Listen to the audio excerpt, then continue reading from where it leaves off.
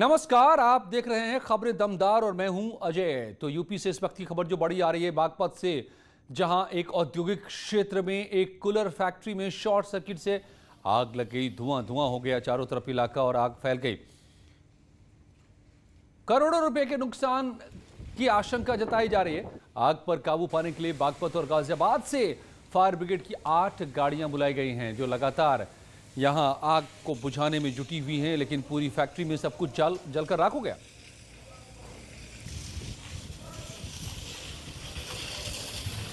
और लखीमपुर खीरी में आसमानी बिजली गिरने से 2 घरों में भीषण आग लग गई। 6 मवेशियों की इसमें मौत हो गई। एक युवक गंभीर रूप से झुलस गया। बिजवा चौकी की बसेड़ा गांव में यह हादसा हुआ। आकाशीय बिजली कहर बनकर टूटी।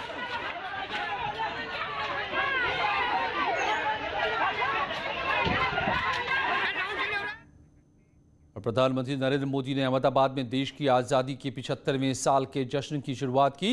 इस मौके पर पीएम मोदी ने आजादी का अमृत महोत्सव वेबसाइट भी लॉन्च किया। अभय घाट पर बापू को नमन कर अमृत महोत्सव का शुभारंभ किया। कश्मीर से कन्याकुमारी तक सांस्कृतिक कार्यक्रम आयोजित हुए। पीएम ने साबरमती आश्रम से 386 किलोमीटर लंबे दांडी मार्च को हरी झंडी भी दिखाई। साथ ही वर्चुअल संबोधन में कहा कि हमारे स्वाधीनता संग्राम में कितने आंदोलन हैं जो देश के सामने उस रूप में नहीं आए जैसे आने चाहिए थे। ये एक संग्राम संघर्ष अपने आप में भारत की असत्य के खिलाफ सत्य की सशक्त घोषणाएं हैं।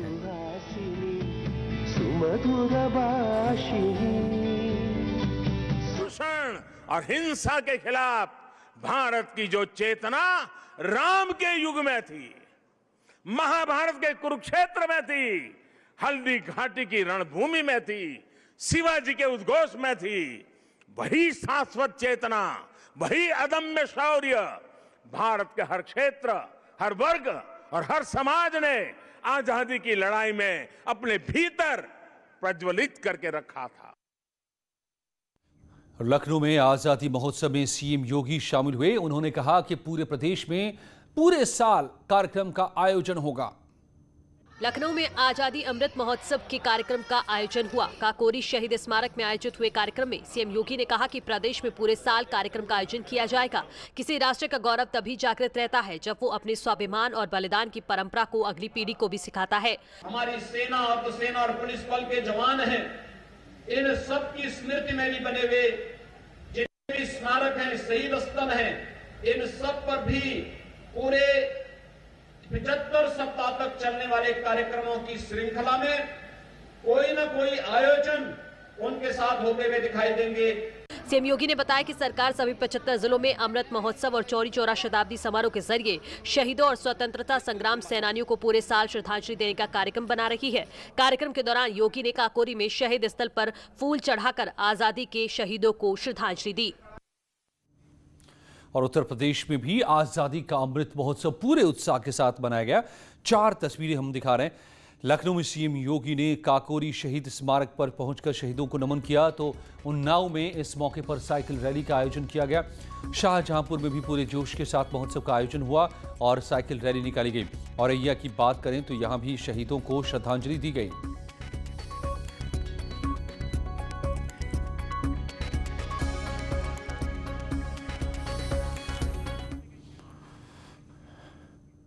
समाजवादी पार्टी अध्यक्ष अखिलेश यादव ने रामपुर से साइकिल यात्रा की शुरुआत की।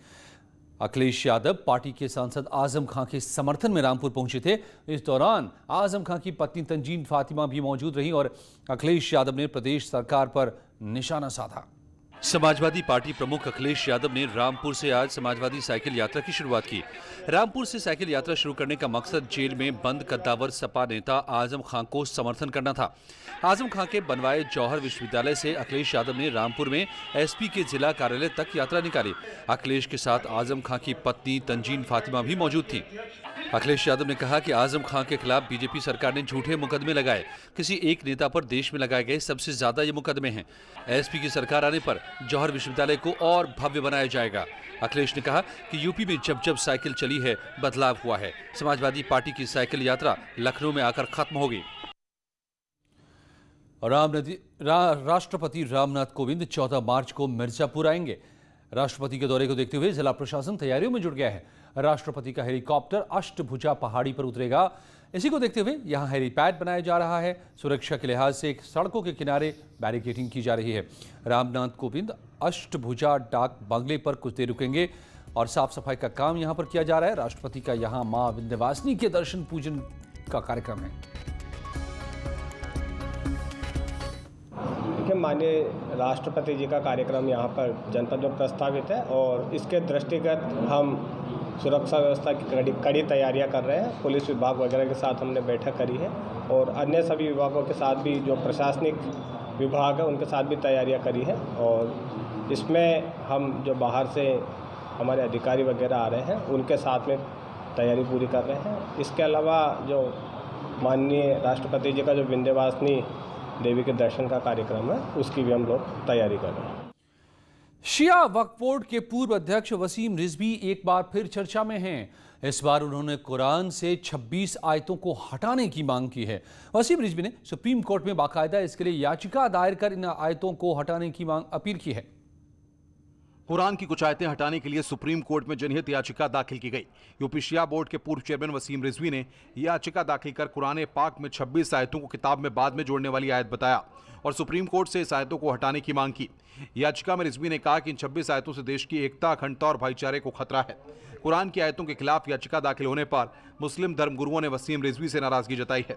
जो आज सुप्रीम कोर्ट में अर्जी दाखिल की गई है शिया वक्फ बोर्ड के साबिक चेयरमैन वसीम रिजवी की तरफ से, उसकी भरपूर तरीके से हम मदम्मत करते हैं। सिर्फ हम ही नहीं बल्कि ऑल इंडिया शिया फसला बोर्ड भरपूर तरीके से मदम्मत करता है। जो ये कहा गया कि कुरान पाक की 26 आयतें गलत हैं और वो 26 आयतें कुरान पाक से निकालने की बात की जा रही है। वसीम रिजवी जैसे लोग अपना दिमागी तवाज़ुन खो चुके हैं। वो वक्तन फ़वक्तन इस तरीके की कंट्रोवर्शियल गुफ्तगू करते रहते हैं और यही वजह है कि वो बेवजह और बेमतलब इस तरीके के बयानात देते रहे हैं। यूपी के ऊर्जा मंत्री श्रीकांत शर्मा वृंदावन यमुना किनारे चल रहे वैष्णव कुंभ पहुंचे और अधिकारियों के साथ मिलकर तीनों अखाड़ों के साधु संतों से बात की। इस दौरान मंत्री ने साधु संतों से वहां की व्यवस्था के बारे में पूछा।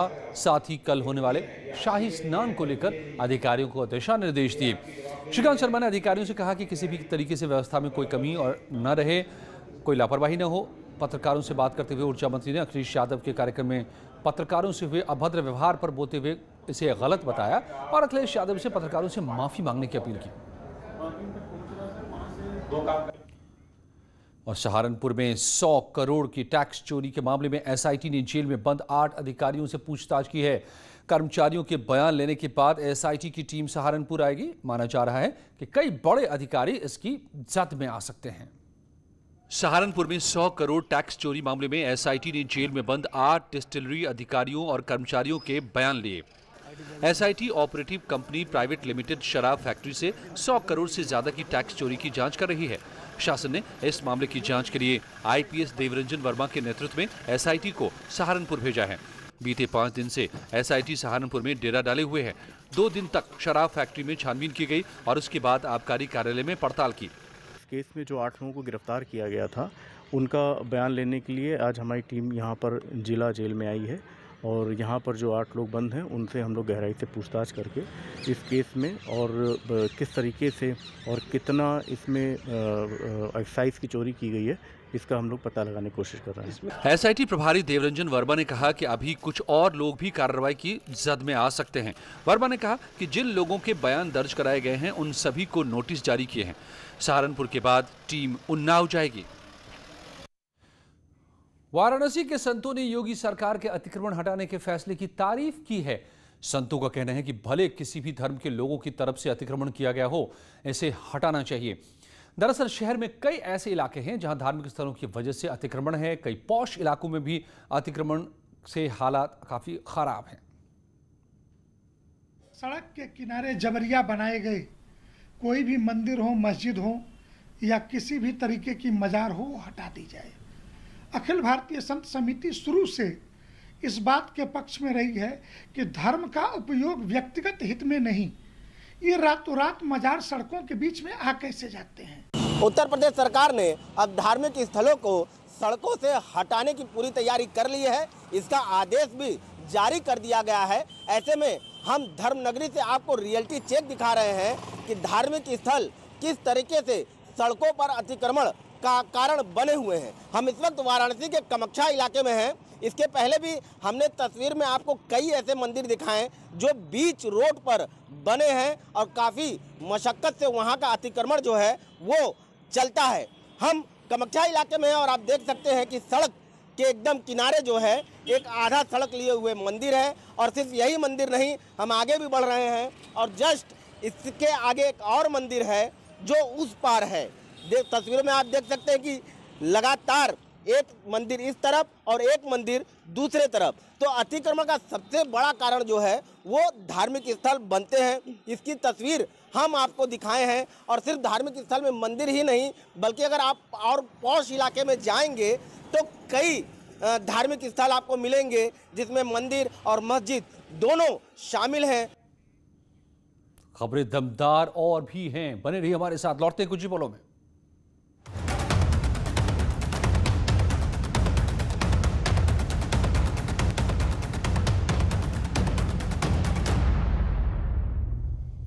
Welcome back. कानपुर के Juhi railway yard container depot में रखी 7 जीवित और 70 मिस फायर मिसाइल आफत बन गई है।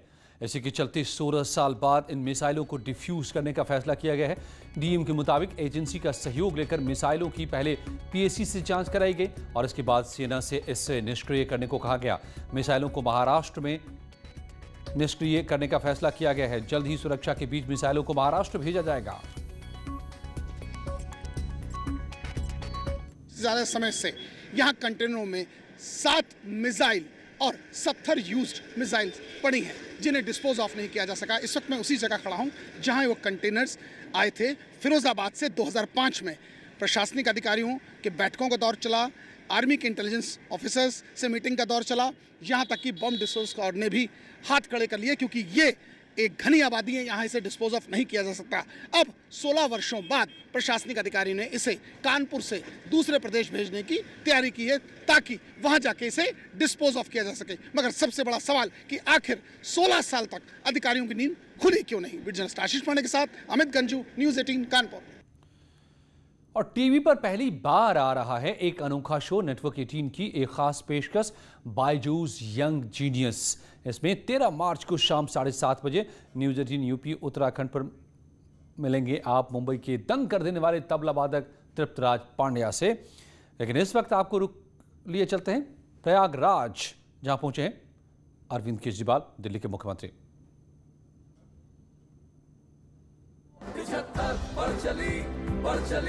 दिल्ली मेरी डटकर तिरंगा फहरेगा। फोटो ऑफ कंप्लीट हुआ। I would like to thank Swati ma'am, chief secretary sir, Sisodia ji, thank you so much. आप लोग अपनी सीट ग्रहण कर सकते हैं। Thank you so much for giving us your time. CM साहब, आपको 2 मिनट के लिए रोकेंगे हम, बिकॉज इतने सालों का जो सेलिब्रेशन जिसकी शुरुआत अभी हमने करी है, उतने ही वर्ष के कुछ लोग और उनसे कुछ ज्यादा वर्ष के लोग जिन्होंने दिल्ली को बदलते हुए देखा है इन 75 सालों में। सिसोदिया जी, मनीष सिसोदिया जी, सर प्लीज मैं एक बार आपको फिर से बुलाना चाहूंगा, please sir, please. Deputy CM साहब हमारे, सर आप तो दिल्ली की दाई और बाई आंखें दोनों, आप दोनों के बिना दिल्ली देख नहीं पाती है। केजरीवाल जी और सिसोदिया जी के बिना दिल्ली नहीं देख पाएगी। आपके मार्गदर्शन के बिना शहर सही दिशा को नहीं पकड़ पाएगा। तो एक छोटा सा फेलिसिटेशन है सर, कुछ एमिनेंट पर्सनालिटीज का, एमिनेंट लोगों का। रिक्वेस्ट है म्यूजिक कंप्लीटली थोड़ा सा ऑफ कर दीजिए प्लीज, क्योंकि जिन लोगों को हम बुलाने वाले हैं वो अपने आप में बहुत अकम्प्लिश लोग हैं। Can I get the trolls over here please? या move in front please, both of you please come. Music cut कर दीजिए प्लीज, गुजारिश है मेरी, म्यूजिक कम कर दीजिए प्लीज, म्यूजिक कम कर दीजिए। Thank you, thank you, thank you very much. और हमारी दिल्ली बहुत खूबसूरत है और हमारे दिल्ली के दिल के अंदर में हम लोग इस वक्त खड़े हैं कनॉट प्लेस के अंदर में। और कुछ खास लोग हैं जिन्होंने दिल्ली को पिछले 75 सालों में बहुत करीब से देखा है और अपना योगदान दिया है, दिल्ली की शान बढ़ाई है। उनमें से ही कुछ लोगों को हम इस वक्त मंच पे बुलाने वाले हैं और हम चाहेंगे कि उनका सम्मान किया जाए। सबसे पहले बुलाने जा रहा हूं अंगूरी देवी जी को। मयूर विहार में ट्रिला की निवासी हैं ये एक बेनिफिशियरी रही हैं ऑफ द तीर्थ यात्रा स्कीम। माता जी बहुत आराम से आइए, जो सहारा दे सकें दें। बचपन में हमको हमारे बड़े बुजुर्ग संभालते हैं, बुढ़ापे में हमारा फर्ज होता है जितना हमसे हो सके हम उतना करें। आइए आगे आइए।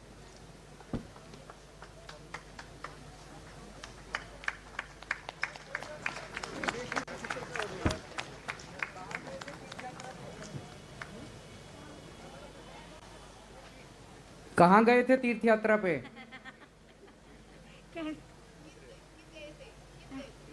एक बार गए थे। कित गए थे? महाराज जी के वहाँ। बालाजी के वहाँ एक बार गए हम। पर इस जज्बे को एक बार सलाम होना चाहिए, जोरदार तालियां होनी चाहिए।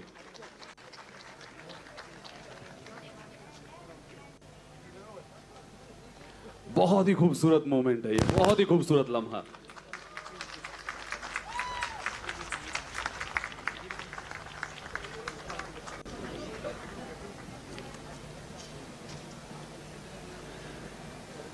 बहुत बहुत शुक्रिया अंगूरी देवी जी। अब मैं मंच पे बुलाना चाहूंगा गोगी सरोज पाल जी को। गोगी सरोज पाल जी, मेरी आवाज अगर आप सुन रहे हैं तो प्लीज मंच बहुत पर ही आइए। एमिनेंट इंडियन आर्टिस्ट हैं। She works in many media, oil, ceramic, weaving, a master in her own right. अपना हुनर इन्होंने दिखाया, अपना नाम इन्होंने बनवाया।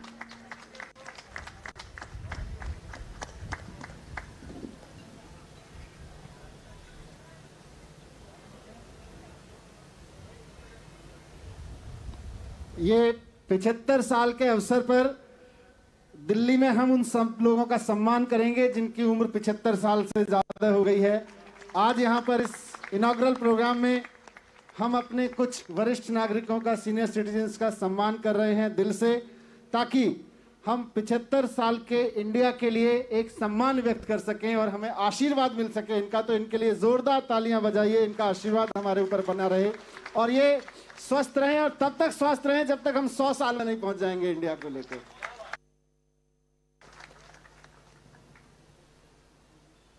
बहुत ही खूबसूरत लम्हा है ये। हमारे बुजुर्गों के आशीर्वाद से हम लोग जिंदगी में बहुत आगे बढ़ रहे हैं। बुजुर्गों का आशीर्वाद हमारे साथ रहे, उससे खूबसूरत क्या हो सकता है। बहुत बहुत शुक्रिया जब भी मैम। बड़े बुजुर्ग आते हैं कुछ दे के जाते हैं हमें, दीक्षा कुछ दे के गए हैं हमें, कुछ सजेशन दे के गए हैं हमारे दोनों सर्स को। अब मैं मंच पे आमंत्रित करना चाहूंगा सुमन कुराड़े जी को। Suman ji. She runs an organization called Goan Karancho Ekvot and is organizing the Goa Festival, which is going to be a 3-day extravaganza that celebrates the spirit of Goa in Delhi. And here we have Pam with us.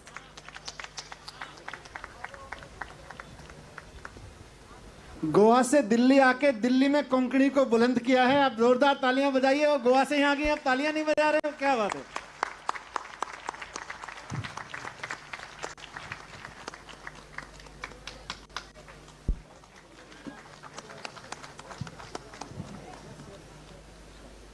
बहुत बहुत शुक्रिया ma'am. अब मैं बुलाना चाहूंगा। तो आज़ादी अमृत महोत्सव दिल्ली में और मौजूद थे यहाँ पर यहाँ के मुख्यमंत्री और उप मुख्यमंत्री। कुछ ही पलों में देखिए उत्तराखंड की खबरें।